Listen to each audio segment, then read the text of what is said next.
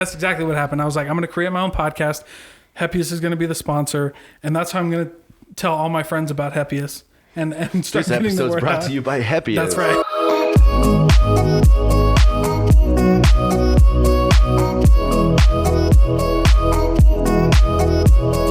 Welcome back to another episode of the Monarch Social Podcast, where we discuss all things digital media marketing. I am joined today by the one and only Dalton Jensen. How are you, buddy? Right. Good. I'm good, man. I really appreciate being here too, by the way. It's been a long time coming. We are so stoked to have you. We have Koa, who is our Jamie today, behind the camera, fixing the audio, making sure we look good and everything's working well. But no, I've been stoked to have you on because you're literally a dude of many talents. I feel like you have so many things going on. You've had so many things going on. So I don't even know where to start with this. Right. Like, do we start with the Thinking Project? Do we start with Happiest? Like, Yeah. Like, Dude, what's your story? Where do you want to start? All the projects are from the ADHD. So it's a medical condition, actually. Is it like every business owner a little ADHD? I think you have to be. No, the Thinking Project. I mean, you know about that. You've been on twice. Yeah. And it's been a lot of fun. But and that's more. The podcast is more of like a hobby. But the hobby's opened up a lot of doors, man. Oh, I bet. Happiest is kind of on the back burner, the CBD brand, because CBD is just bananas. There's still all the it's like the Wild West, dude, but more restricted than the Wild, because in the Wild West you can do anything, and in CBD land there's so many restrictions that it's really hard. Like when we started CBD, you couldn't even sell on Shopify. Like now you can sell on Shopify. Yeah, when I was on your podcast, the Thinking Project, you were telling me some of the things that you had to learn. Like as you were going, you were just kind of like figuring it out what you could and couldn't do. Well, yeah, because like when you start a normal business, you know, you can go to Shopify. They can be your one-stop shop if you wanted to. Yeah. Merchant, shipping, all that stuff. But Or like a payment processor, right? Like they can be your whatever. Like you can't do that with CBD. Yeah, I think that's exactly what we were talking about is with your CBD, even finding the payment processor, the merchant services. It was terrible. That was a headache and a half for you. Yeah. I mean, we were talking to merchants when we first started, dude. We were talking to merchants in like in the UK. Like you're like, just take my money. We were like anything. It was crazy. And I'm sure it's frustrating because obviously there's other like CBD companies out there, right? And obviously they're taking money. So where? Well, some of them were like doing it kind of under the radar, and they had like 7 or 8 merchant accounts. But they would sell. It would come across to your phone as like you bought a T-shirt. So you would go to like cbdmd.com and buy CBD, but then when it came on your billing statement, it would say like rockwelltshirts.com, and then you bought like a hat or something. So they would like sneak through, and like if they lost one merchant account, that was fine because they had 7 more. But then they would go grab 2, and like jeez, that is the wild west. They were running things wild, bro. And so that's Happiest, your CBD, and just so you guys know, like I use those products every day. So at night I use the N8, the number 8. The number 8. It has CBD and melatonin in it, and they're drops, and I use those every single night. So those are like my fave. The sleep aid is good. The muscle relaxer is really good. And that's is that what you started with? Is that the company that you started with, then it grew out of there? Funny enough, the very first company I started was a tax company. Okay. Yeah. So we started doing business owners tax. Business and individual tax returns. Hell yeah. And it was actually really fun. And actually, if you like taxes, really lucrative business to be in, because there's pretty much no cap on what you can charge that. Oh yeah, for sure. Like business returns start at $300, and they're hard, but depending on like they start at $300. So depending on the complexity of the business, it goes up from there. Like some businesses pay thousands of dollars to get their taxes done. So you started with that. So we started with that, and that was really good. What year was that? Like when did that all start? That was 2016, 2017. Somewhere in there. We opened up a tax business, and the reason we didn't keep going with that is because I didn't really want to do bookkeeping. That's just really hard. You can make a lot of money doing that, but I didn't want to take that much time. So like tax season was big. So like in 3 months we made like $100,000, which was fine. But I was like, but what am I going to do for the other 7 months? This is dumb. Yeah. And then I realized like I mean, and you're on like the networking groups on Facebook. It's really crazy because people, when around taxes and anything professional, everybody thinks they can do it themselves. Oh, for sure. And that's the most frustrating thing in the world. Like I lost my mind on some guy on the Facebook the other day.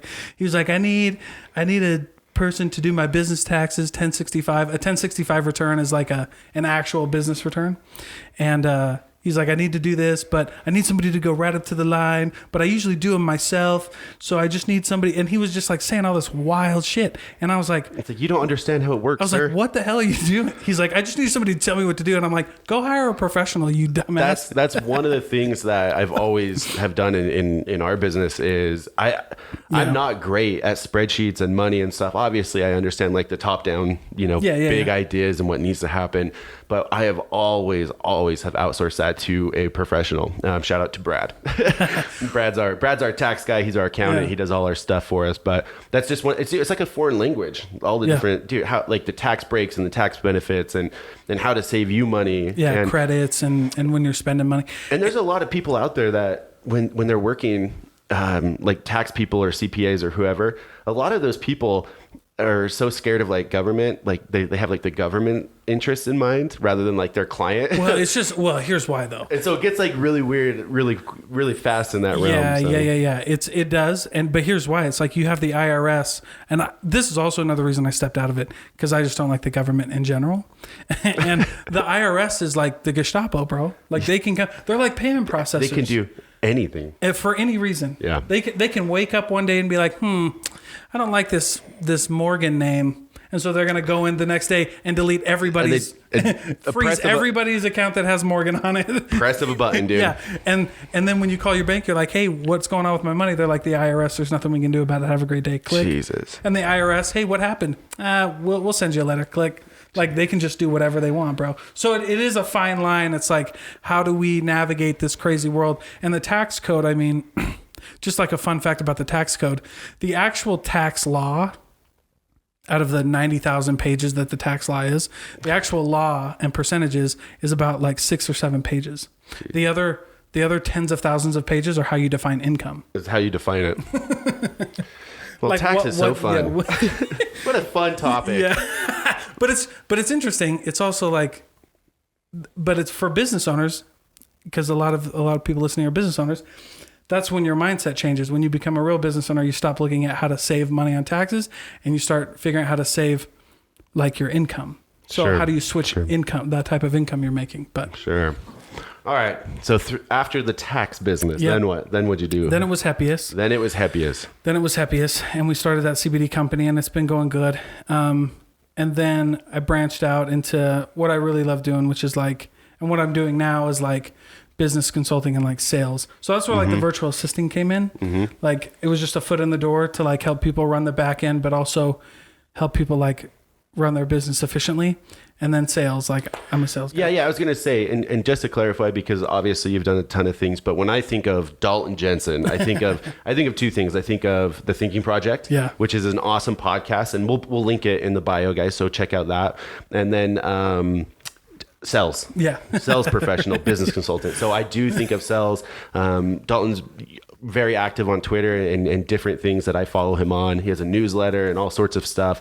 But tell us about Thinking Project and kind of like what that's all about, and then we'll get into kind of like what you're doing now with like your sales course and the different sales stuff that you're doing. Yeah, man. The Thinking Project started like 2 years ago. You were one of the first guests. You were sub 50, I think. Yeah, that's right. An OG. We did. Rather than just linking your podcast, I'm going to link my episode of that podcast. Yeah, you should do both of them. Because you know what's funny? Like you came back twice, and both times were in my kitchen. We now have a studio. Oh, where's the studio at? It's in North Salt Lake. Oh, hell yeah. Yeah, so I have just a studio that we do it out of. But what's funny is, like we've come a long way, but it started in the dining room, dude, in the little condo, and now we have the best stories, though. Those are the best stories, like where you start versus where you are now. You know. Yeah, and now we were just talking about it before we hit record, and looking at maybe doing like roaming podcast where we go and see people there. Yep. But that one's been a wild ride, dude. Lots of really cool guests, lots of really cool like people coming on, but just really like the networking community is also like how we bring people together and like guests together and things like that. And the majority of your guests are like CEOs or business owners or those type of people, right? Yeah. Like it's a high level conversation with people that have done some awesome things. Like really cool stuff. Yeah. Like we had Mitch Matthews on. Like I had Mitch Matthews on, who played for the NFL. Now he owns like 2 or 3 companies up in Provo. Yeah. Had a lot of really like cool musicians on who are also like business owners on the side. Like we have a really cool DJ for our guest next week here. Oh, nice! An awesome one. He's pretty well known. He's confirmed, so I guess I can say it right now. It's E-Rock. So oh, really? Yeah. So we have E-Rock coming on our show next Friday. Okay, so that's cool because E-Rock. Okay, so my studio is Dre Rocca's studio. Oh, hell yeah! So he's on with like, and I saw E-Rock at. He was the DJ just at the Truly Dedicated concert that K the Dog put on. K the Dog is a big hip hop artist here in Salt Lake, and he put on a huge one. And E-Rock was the DJ there. E-Rock's a stud, dude. Yeah, so I'm stoked. And honestly, like I don't know so much, and I'm sorry, E-Rock, if you're listening to this, but I didn't know so much about him. But my sister is the one who kind of got us in with him, and he was like, "Yeah, I'll do it." And so we're stoked to have him next week. So that's our next guest. Yeah, big DJ in Utah. Big DJ. He's cool. He's really fun. And with the Thinking Project, Mr. Dalton, how many episodes have you done now of the Thinking Project? So as of today, yeah, I've released 193. We're coming up on 200. Dang, that's a huge milestone, dude. Big one. Because are you? And I think I told you about this before. Are you familiar with the Utah Podcast Coalition? Yes. If you, I was gonna say, if not, you should. They're an awesome group of people. Steph Scholl, I think that's her name. Yeah, Steph Scholl, and I Am Salt Lake. He's a part of that. Chris Holyfield. Yep, Chris Holyfield. He's a part of that. But that's a really cool group of people that meet down in Murray. But that's pretty cool. And they network and do really cool stuff there. Tony Acosta. Oh, I've heard of him. So he's a real estate guy. Yeah. So. That's right. No, that's a lot of fun. Yeah, I just it's like a hobby that turned almost into like, I mean, it's really close. It could flip into like full time any day. Yeah. Whenever we want to flip the switch, but it's like, oh, dude, that's just a big one. You know what I mean? That's just a big commitment that like the Thinking Project would have to take. For the business owners, for the podcast community that listens to us, because I know that there's a lot of people that own podcasts or have started podcasts. Mm-hmm. When was it when you started to like get sponsors or monetize your podcast? Yeah. So funny enough, like my first paid one was like 6 months in. Mm-hmm. But the podcast started because we couldn't advertise Happiest CBD anywhere. And so you're like, I'm going to advertise that on my own damn show. Yeah. I was like, that's exactly what happened. I was like, I'm going to create my own podcast. Happiest is going to be the sponsor. And that's how I'm going to tell all my friends about Happiest. And start this episode's brought to you by Happiest. That's right. So if you listen to like the first 100 episodes, it's Happiest. Happiest is the main sponsor. That's that creative stuff that you got to do. One of the things that we did in my last business is with IQ Repair. We made a sister company basically, like underneath our same brand. So we were IQ Repair, where we'd fix phones, and we made a different company called Mobile Tech Solutions. Oh yeah. And we would source like phone cases and screen protectors, but then we'd go directly to our competitors as Mobile Tech and sell them mass amounts of their stuff, take their money, and then open up a location, an IQ location, like right in their backyard. And that was a really cool thing. So you get really, you have to get really like creative on how to market things and how to push yourself out there, you know? Especially when like, you know, all marketing, like what I learned really cool, a really good lesson was like, all marketing channels were gone for CBD. Mm-hmm. You couldn't even do fringe, like the fringe social media sites, Quora, Reddit. You couldn't none of it. So it's like, what do you do? How do you advertise when nobody will let you advertise? Influencer. You gave me the influencer marketing idea. Yep. We went out to a ton of podcasts. Yeah. Went out to a ton of podcasts. Went out to, holistic healing sites, and we would do coupons or like partnership programs with them. So yeah, as like, how do you market your company when you can't run ads? And then I learned like you can be successful and not run a lot of Facebook ads or anything like that. You know what I'm saying? So with CBD being the hotbed, you couldn't do that on a lot of things. Yeah. Like Cora or... Right. We couldn't do anything. And there was like some ways that we could have gotten around that, like, you know, advertise on Facebook t-shirts, and then it would take them to a t-shirt landing page, and then they would see like a little CBD thing, and then would take it there. But like Facebook got creative, man. Like how they would track that stuff, and we got burned a couple times, burned through a couple domains and a couple Facebook ad businesses. So. Oh yeah. Ko is shaking his head because we've been there. Ko is our resident ad expert. So I've got a few business accounts and a few of them that don't work, a few Instagram accounts that don't work. And then, you know, speaking of marketing, and obviously where we talk about digital marketing here, the two questions that I have is what's been the most beneficial way that you did market your CBD company, and what's the most beneficial way that you've marketed your podcast? So marketing, like what did you see the biggest growth, or the thing that had the best ROI? Yeah, for the CBD company, it was local business partnerships. Okay. That was a big one. So getting our name, just putting something in, like tattoo shops, massage shops, things like that. Maybe even like smoke shops, or that'd be a good one. I could see that could be like a really good partnership. Yeah. Like, you know. So we had to be careful we didn't do smoke shops because we could do partnerships with, like, it's so great. Again, CBD, I don't know why. Tattoo shops and like massage shops, I don't know, parlors. Like the balms. Yeah. So we could do those, but we would sell them directly to the tattoo shop and to them, and then they would like use it for their stuff because we couldn't sell it on the counter. Otherwise we had to have, like back when we started online, you didn't have to register your products, but you had to do certificates of analysis. Now you have to register your products if they're sitting on a shelf, and it costs a couple $100 a SKU. And I can only imagine us being in the great state of Utah. Yeah, right, dude. That the rules are probably way more annoying with CBD in Utah. It's extremely frustrating. I bet that's a thing. So, and then with Thinking Project. The Thinking Project, the best way I've marketed that is through like the community. So like being on other people's podcasts.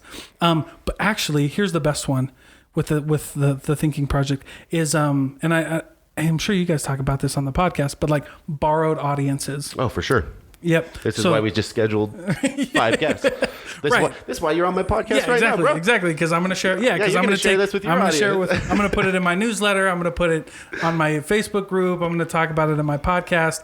And you're just going to, we borrow each other's audiences. Yep. And so that's been the best. That's why I brought guests on in the first place, because I was like, you know, if we get a high profile guest, they'll share it for sure. Because you want to share what work you've done, you know, you want to know what people are doing. And usually I run interviews where like people will share things they've never shared before, and they'll always want to share that around.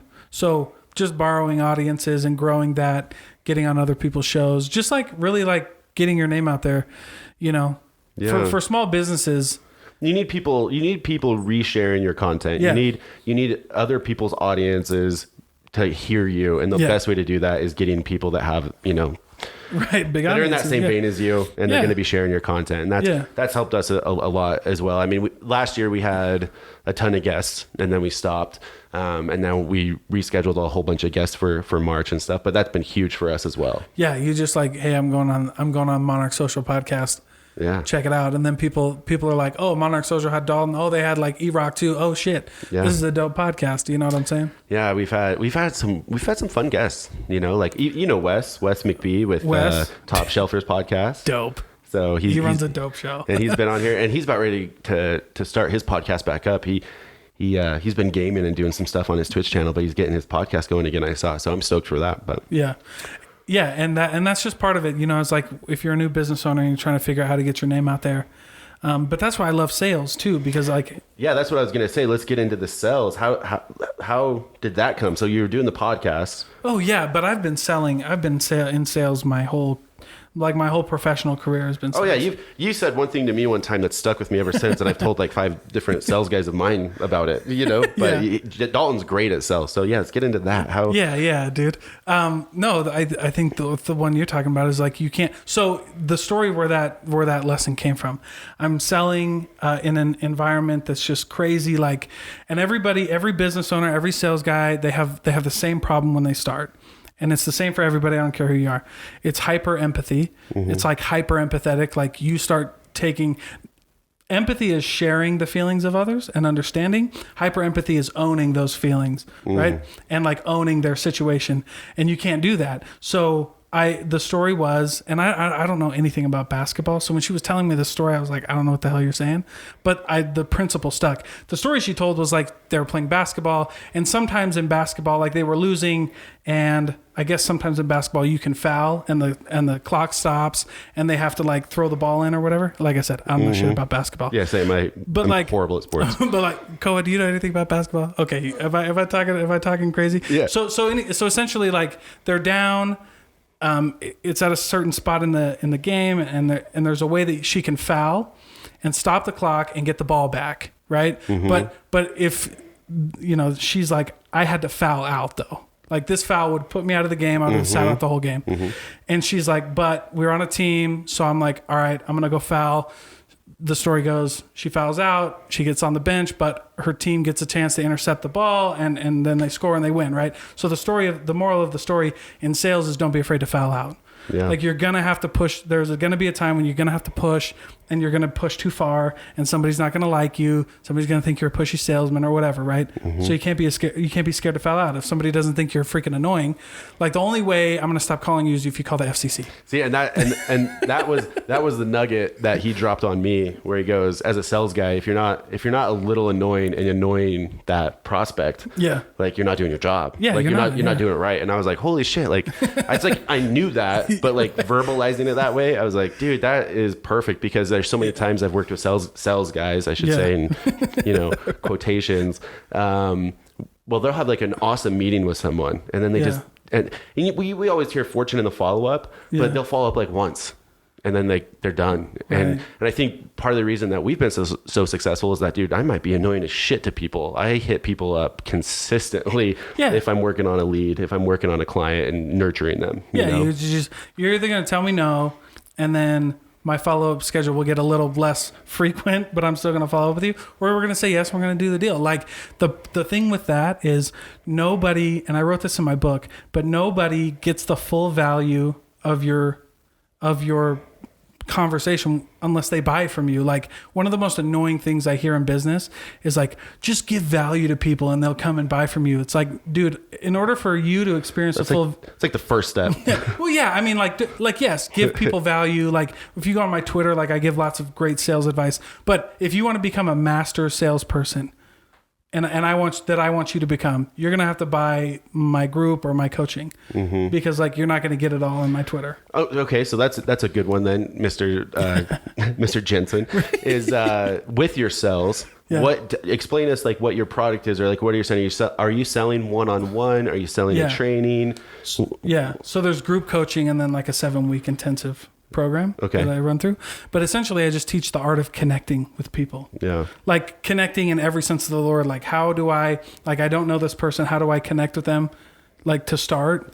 And then how do we so one of the big things in sales that everybody hears all the time is like relationship building. Yeah. And the problem with relationship building, not that you can't, and this is what I'll get into, but the problem with people who are relationship focused salespeople is they never get the deal. That's why people don't follow up. That's why, because you're afraid to like damage a relationship, right? That's why it's easier to sell to people you don't know than to people you do know. Like I can ask a random person for $5,000, but it's really hard to ask my friend for $5,000. And that's because we think that this relationship is a barrier, right? We turn it into a barrier. And so like, so in sales, the trick is like, you want just enough of rapport to be comfortable asking for the sale and to earn the sale, but not enough to where like you're hyper empathetic and it's stopping you because you just made a really cool friend and he invited you over for dinner. And if you ask him for $5,000, all of that's going to go out the window. Oh, that's interesting. I've never really put it that way in my brain. But that makes total sense. I mean,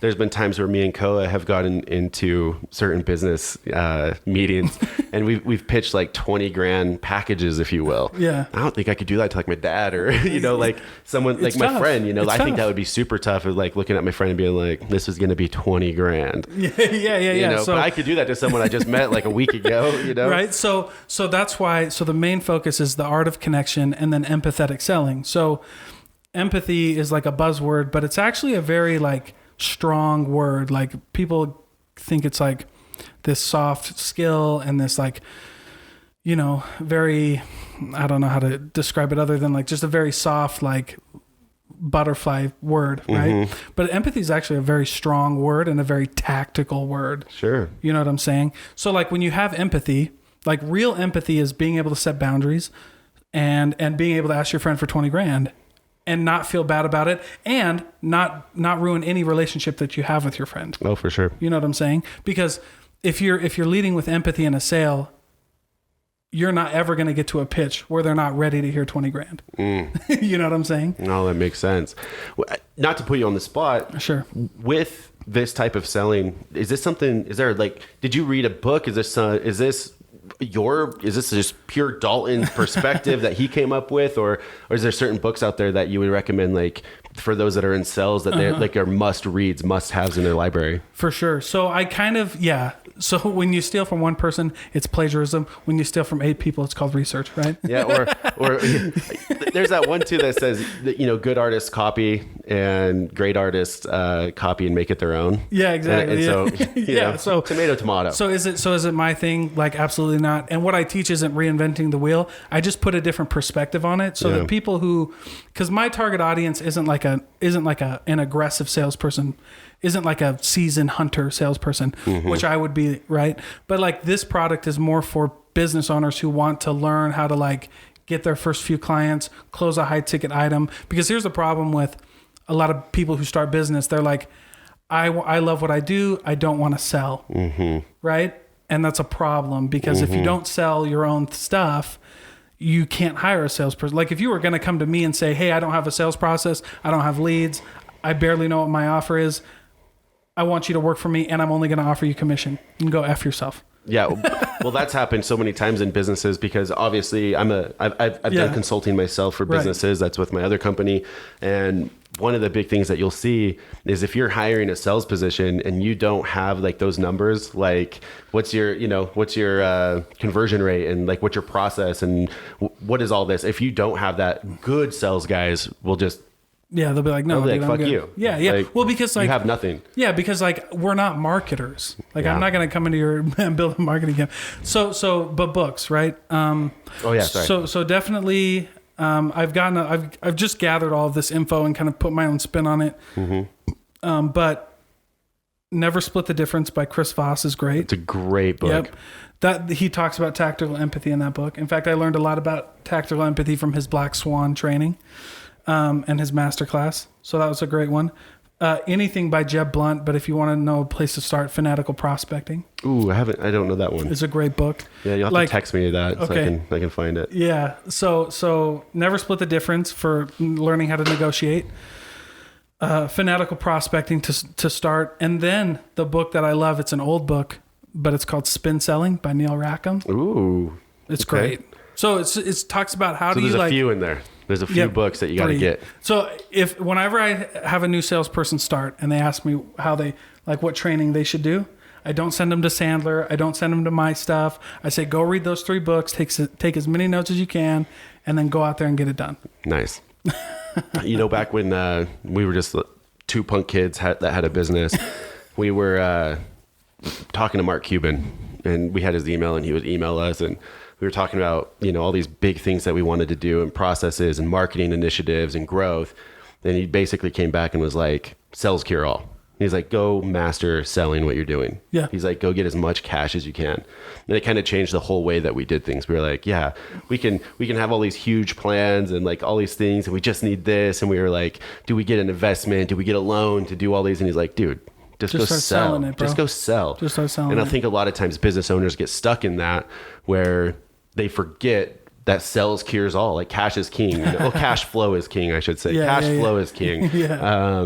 But they forget to sell. They forget like that's what they should be focusing on 9 times out of 10. Absolutely. And all the questions that you have at the beginning of starting a business, all the big ones. Like I met with a guy who's starting a new business and he was like, asking me questions. And I was like, look, dude, all of these he was asking me like, what should we charge? What should we say?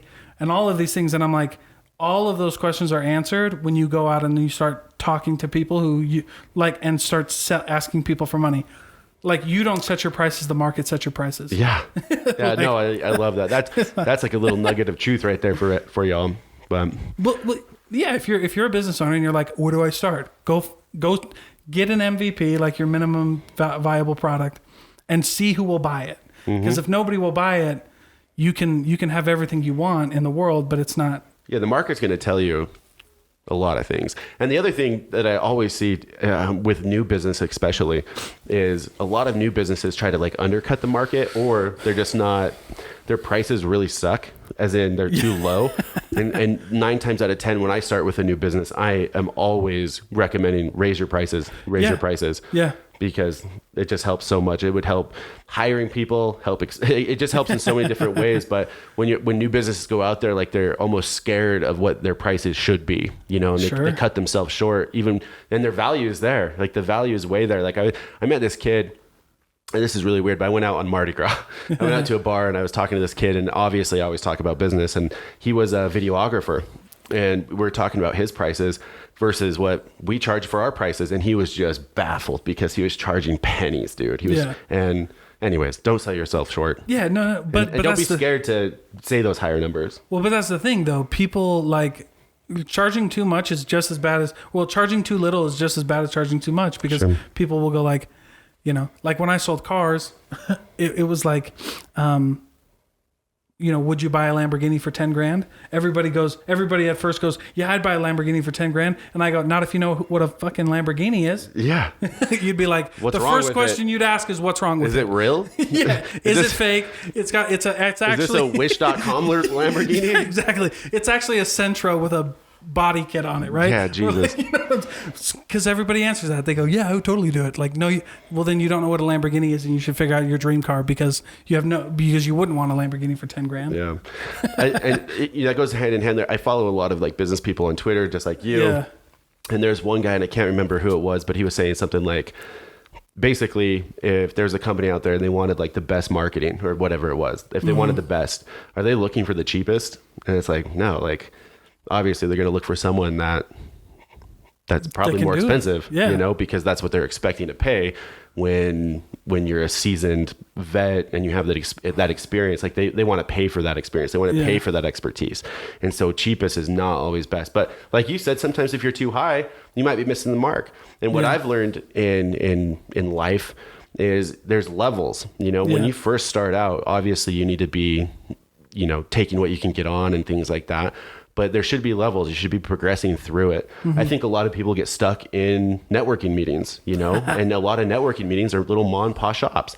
Yeah. And next thing you know, their whole life for years, they just go to networking meetings, and that's their clientele that they meet with. Yeah. And I think that there's levels to this shit where you should be expanding and finding bigger businesses and finding bigger prospects and expanding your business, your expertise, and charging more and growing with those clients as well. Yeah, absolutely. So, well, and because then you get a lot of people who are really cocky, who are like, oh, I don't work with poor people. It's like, well, you know what else you don't work with? Any people. Because you don't know how to sell. You just think that somebody will see a 10 grand price tag and come out. You need to be able to back that up. And obviously there's other marketing stuff that comes into that, like testimonials and test cases and stuff like that. Social proof. Yeah. But social proofing, a ton comes with that. But you should always, in my opinion, you should always try to be leveling up what you're doing in business and growing with your clientele. I could like, for example, for selling and stuff, I can only imagine, like, if you were to go hire Jordan Belfort to come teach your corporate whoever,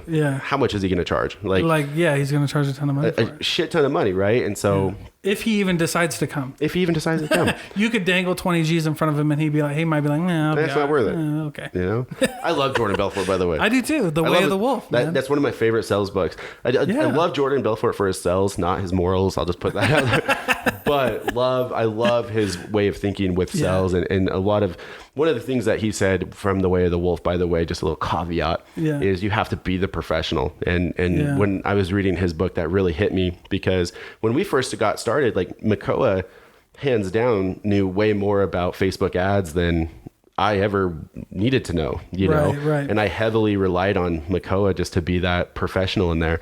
But when I read that book, I said, well, you know what? And I always joke with Koa. I'm always like, I'm going to be our best asset. I'm going to know everything about everything in marketing. And so, but being the professional is one of his favorite things that he says in that book is you have to know your product. You have to know exactly what you're doing. And I've really tried to devote myself to that over the last how many years we've been doing this, to be that professional of like what I know what the hell I'm talking about. Right. So, well, yeah, Amy Cuddy, she's a do you know who I'm talking about? Okay, Amy Cuddy wrote a book called Presence.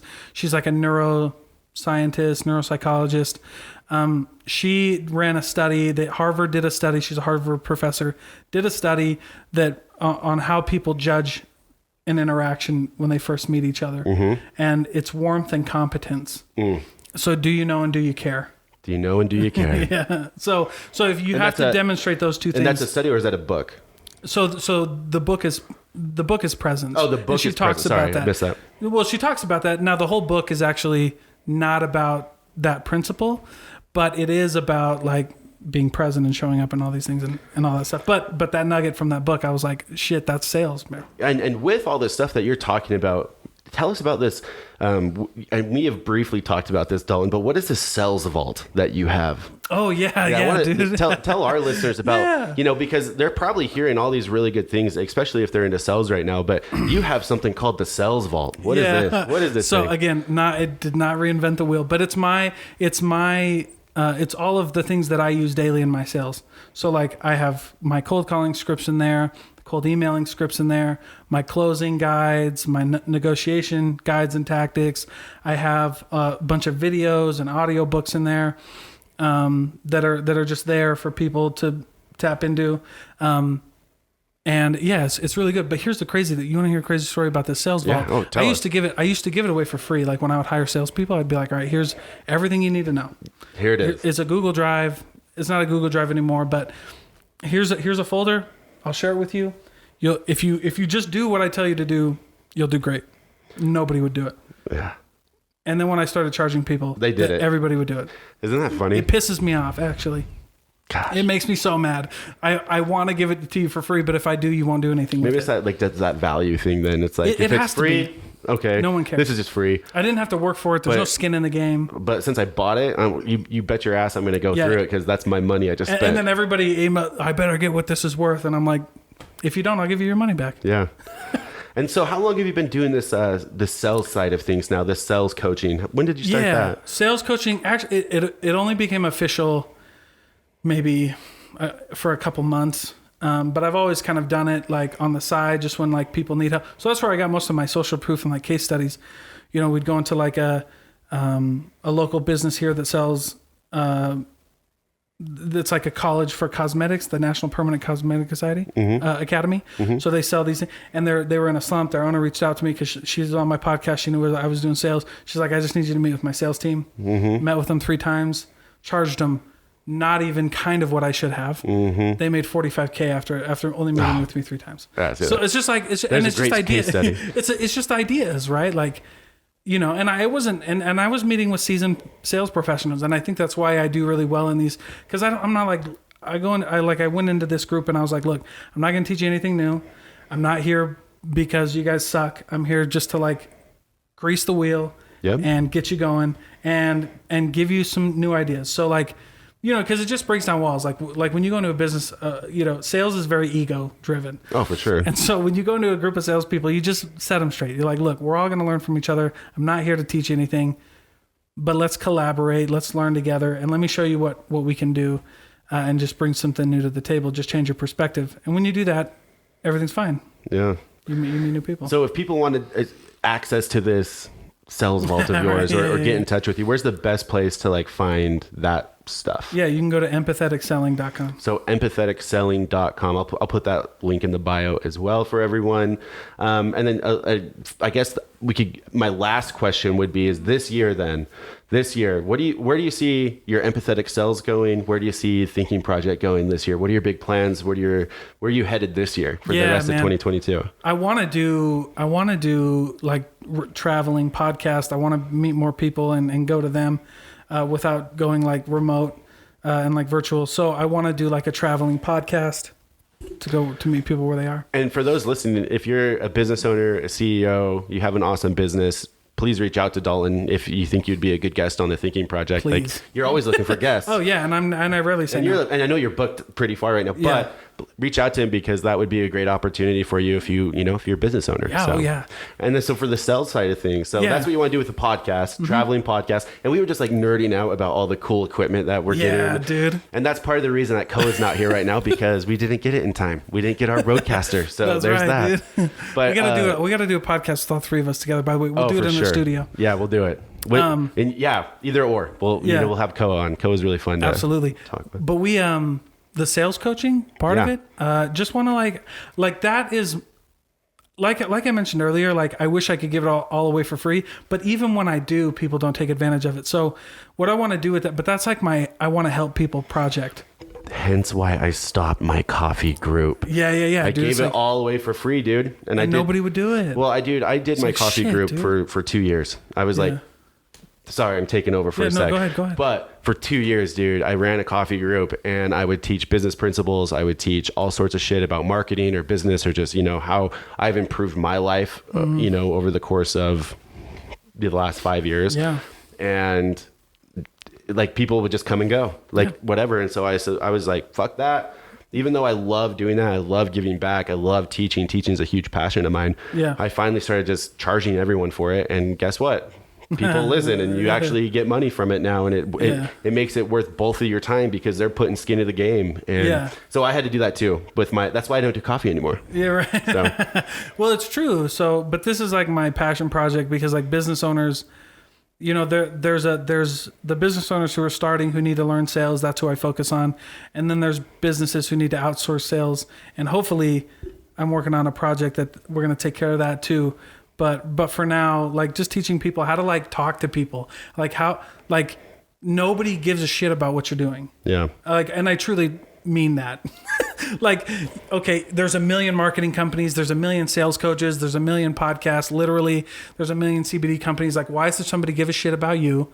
That's what I teach. Yeah. Because they're not going to unless there's some actual substance to the relationship, and that's what I teach people to develop.